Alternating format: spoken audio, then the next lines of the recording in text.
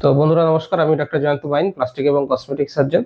আমাদের এই যে ভাই আছে, আমরা দেখতে পাচ্ছি গ্রেড 3 গাইনোকোমাস্টিয়া রয়েছে। ব্রেস্টের সাইজটা অনেক বড় হয়ে গেছে। এর ফলে কি হয়, দেখতে খারাপ লাগে, সবার সামনে জামা কাপড় খোলা, বন্ধুদের সামনে বা স্নান করতে গিয়ে বা লোকজনের সামনে, আত্মীয় স্বজনের বাড়িতে জামা কাপড় খোলা একটা সোশ্যাল এম্বারাসিং তৈরি করে। তো সেই কারণে আজকে আমরা গাইনোকোমাস্টিয়া সার্জারি করব। আমরা যেটা করব, একটা বগলে ছোট্ট ফুটো করব, ফুটো করে পুরো চর্বি যেটা রয়েছে সেটাকে বের করে নিয়ে আসবো। তো এখানে আমি দেখতে পাচ্ছি ছোট্ট একটু গ্ল্যান্ড রয়েছে, গ্ল্যান্ডুলার টিস্যুটা হালকা করে কেটে আমরা বের করব। তো এটা হচ্ছে আমাদের প্ল্যানিং। তাহলে চলুন মার্কিং করে আপনাদের দেখিয়ে দিই কিভাবে আমরা কোথায় চেস্ট মাসল, কোথায় ব্রেস্ট রয়েছে সেটা আলাদা আলাদা করে মার্কিং করে দেখিয়ে দিই। তো এটা হচ্ছে সুপ্রাস্টার্নাল নচ।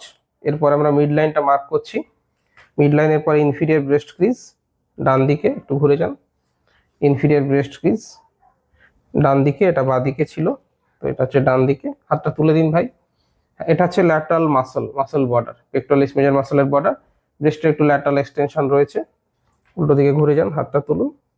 এটা মাসলের বর্ডার, পাশে ব্রেস্ট টিস্যু রয়েছে। কোমরে হাত দিন ভাই, একটু টাইট করুন। হ্যাঁ, কোমর টাইট করলে পরে আমরা ব্রেস্টের আপার বর্ডারটা পেয়ে যাচ্ছি। এটা হচ্ছে ব্রেস্টের আপার বর্ডার। হাত দুটো লম্বা করে দিন। এইটা হচ্ছে মাসলের আপার বর্ডার। যারা জিম করেন তাদের ক্ষেত্রে মাসলটা খুব সুন্দর হয়ে যায়। তো এইটা হচ্ছে মাসলটাকে আমরা স্কোয়ার মার্কিং করব,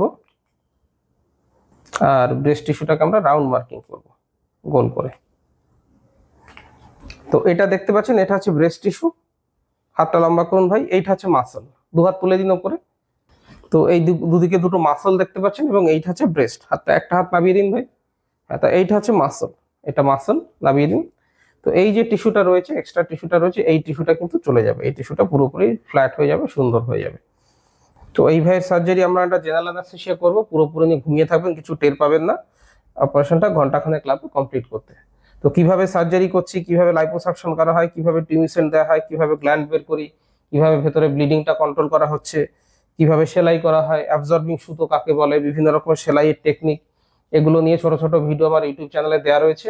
এছাড়াও ধরুন সার্জারির পরে কতদিন রেস্ট নেবেন, কতদিন পরে স্কুলে কলেজে অফিসে যেতে পারবেন, কদিন পরে ফ্রি হ্যান্ড, কবে থেকে বাইক চালানো, কবে থেকে জিম করা, ক্রিকেট খেলা, এই সমস্ত বিষয় ছোট ছোট ভিডিও আমার ইউটিউব চ্যানেলে দেওয়া আছে। বাংলা, হিন্দি, ইংরেজি তিনটে ভাষাতেই দেওয়া আছে, আপনারা দেখতে পারেন। যদি কোনো কমেন্ট থাকে কমেন্ট বক্সে এসে কমেন্ট করবেন, আমি টুকটাক কমেন্টের উত্তর দিয়ে থাকি।